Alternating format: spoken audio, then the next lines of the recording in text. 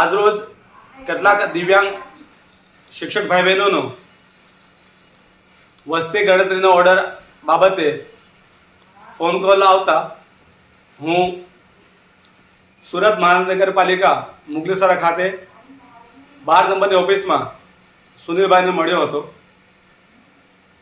સુનિલભાઈને મારા અગાઉ દિવ્યાંગ શિક્ષકોએ ખૂબ જ રજૂઆત કરીને પોતાનો વસ્તી ગણતરીનો ઓર્ડર રદ કરવા માટે આજીજી કરી હતી, પરંતુ સુનિલભાઈ અમાનવીય વ્યવહાર કરતા તેઓએ ઘસીને તેઓનો ઓર્ડર કેન્સલ નહીં થાય, તમારાથી થાય તે કરી લો, તમારેથી ગાંધીનગર જવું હતું હોય તો ગાંધીનગર જાઓ, પણ ઓર્ડર કેન્સલ નહીં થાય તે વાત કહીને તેઓને રવાના કર્યા હતા.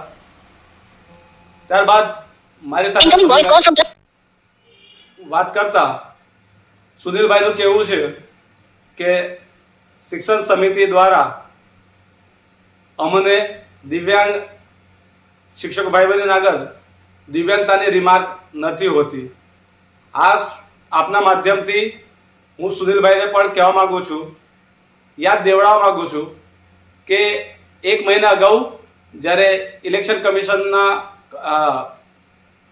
ઇલેક્શનના ઓર્ડર નીકળ્યા હતા તે વખતે વસ્તી ગણતરીના ઓર્ડર પણ નીકળ્યા હતા. તે વખતે સુનિલભાઈને રૂબરૂ મુલાકાત કરીને આ તમામ ઓર્ડર રદ કરવાની આજીજી કરી હતી, વિનંતી કરી હતી. તે વખતે સુનિલભાઈએ મૌખિક આશ્વાસન આપ્યું હતું કે કોઈ પણ દિવ્યાંગજનોના ઓર્ડર નીકળશે નહીં. ભલે હાલ જે ઓર્ડર નીકળી ગયા છે, પરંતુ તેઓએ કામગીરી કરવાની રહેશે નહીં.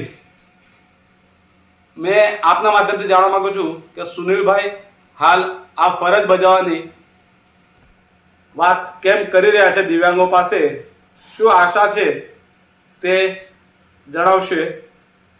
આ દિવ્યાંગજનો વસ્તી ગણતરી રદ કરવાની કોઈ ભીખ નથી માંગતા.